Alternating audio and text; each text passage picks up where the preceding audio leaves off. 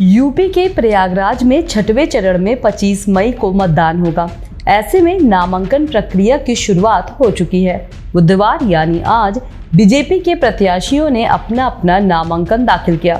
इलाहाबाद संसदीय सीट से प्रत्याशी नीरज त्रिपाठी और फूलपुर से बीजेपी प्रत्याशी प्रवीण पटेल ने अपना नामांकन दाखिल किया। दोनों प्रत्याशियों ने नामांकन दाखिल करने के बाद अपनी अपनी जीत के दावे भी किए। पूरे परिवार को मोदी जी का जो पूरा 140 करोड़ जनता का परिवार है, उस परिवार के प्रति आभार प्रकट करते हैं। माननीय मोदी जी को, माननीय राष्ट्रीय अध्यक्ष जी को, माननीय गृह मंत्री जी को, पूरे राष्ट्रीय नेतृत्व को, उसी के साथ पूरे प्रदेश नेतृत्व के साथ माननीय मुख्यमंत्री जी को, हम लोगों के नेता, विकास पुरुष जिन्होंने प्रयागराज को नया प्रयाग बनाने का काम किया, आदरणीय श्री केशव प्रसाद मौर्य जी को, माननीय श्री ब्रिजेश पाठक जी को, माननीय प्रदेश अध्यक्ष जी को, अपने भारतीय जनता पार्टी के एक एक सदस्य को, सभी कर्मठ कार्यकर्ताओं को और फूलपुर की जनता के प्रति भी हम इस बात के लिए आभार प्रकट करना चाहते हैं कि एक बड़ी जिम्मेदारी भारतीय जनता पार्टी ने हमको दी है। और मेरा भी ये संकल्प है कि जिस तरीके से माननीय प्रधानमंत्री श्री मोदी जी ने इस बात को कहा है कि हमारा लक्ष्य विकसित भारत बनाना है, उस विकसित भारत के अभियान में फूलपुर की भूमिका सबसे अग्रणी हो, यही हमारा प्रयास रहेगा।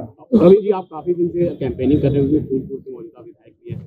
अभी आपको क्या लग रहा है इस कॉन्स्टिट्यूंसी में कैसी कमियां रह गई हैं और क्या डेवलपमेंट करना? देखिए, पिछले 50 सालों में जितना विकास नहीं हो पाया था, इस 10 सालों में माननीय मोदी जी ने अभूतपूर्व विकास किया है। पूरे देश में, पूरे प्रदेश में और खासकर प्रयागराज को नया प्रयागराज बना है। और उसमें हम लोग भाग्यशाली हैं कि तीर्थराज प्रयाग में रहते हैं, जहां कुंभ का मेला लगता है। और कुंभ का मेला हम लोगों के लिए वरदान की तरह है कि केंद्र सरकार और प्रदेश सरकार लगातार जो विकास की बात करती है और विरासत पर भी हम लोगों को गर्व होता है। तो ऐसे संगम में हमारे फूलपुर पार्लियामेंट में पिछले 10 सालों में अभूतपूर्व काम हुए हैं। अभी आगे आने वाले समय में हम लोग फूलपुर पार्लियामेंट में कुछ बड़े ऐसे काम करेंगे जो एक लकीर होगी। और हम लोगों का लक्ष्य है कि माननीय मोदी जी की जो सोच है, कुछ बड़ा सोचना है, लोगों के लिए बड़ा काम करना है। और पार्टी की जो विचारधारा है अंत्योदय का, कि अंतिम व्यक्ति के चेहरे पर कैसे मुस्कान आए, यही हम सब लोगों का लक्ष्य है। देखिए, कोई चुनौती नहीं है, इसलिए कि विपक्ष की हाल आप देख रहे हैं, जनता से पूरे तरीके से कटे हुए हैं। जनता से उनका कोई सरोकार नहीं है, आपस में लड़ रहे हैं, झगड़ रहे हैं। रोज नई नई बातें आ रही हैं कि आज इनका कट रहा है, कल उनका कट रहा है, परसों उनका कट रहा है।